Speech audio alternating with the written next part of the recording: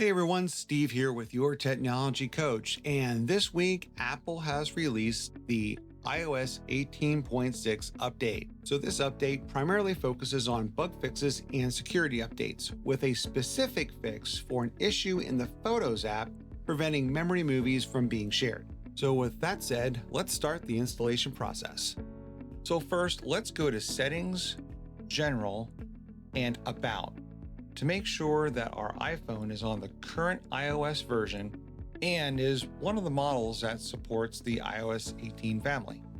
Next, let's go to Settings, General, iPhone Storage, just to make sure that we have enough storage on our iPhone to support the installation.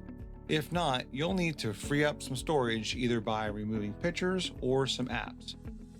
Remember, you need at least 855 megabytes to support the installation. Next, it's very important to have a current backup of your device. If something happens to go wrong with the installation and you need to reinstall your iOS, you definitely want to make sure you have a current backup of your apps and data. So let's go to Settings, iCloud, and confirm that you have Saved to iCloud settings turned on. Then go to the iCloud backup and confirm Backup this phone is turned on. You can then scroll down to the All Device Backups and locate this phone. Then select the apps that you wish to have backed up. Once completed, go back to the backup screen and select Backup Now. Once this process is complete, you'll see the current date and time next to the last successful backup area. Once you're sure that you've correctly performed the backup tasks, you're ready to start the installation. This can take some time depending on your internet speed and the current iPhone model.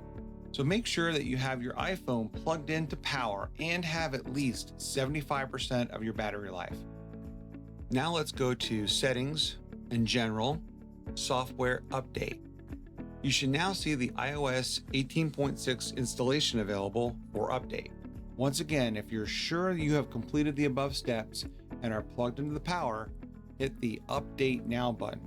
Once your iPhone reboots, you can confirm the installation by going into Settings, General, and About. You should now see that you're running on the iOS 18.6 official update. And that's it. Let me know if you've installed it or found anything new in the comments below.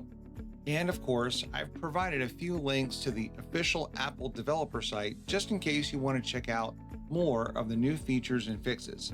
And if you found value in this video, please give it a like and consider subscribing so you're alerted when new videos like this one are posted. As always, thanks for watching, and I'll see you on the next video.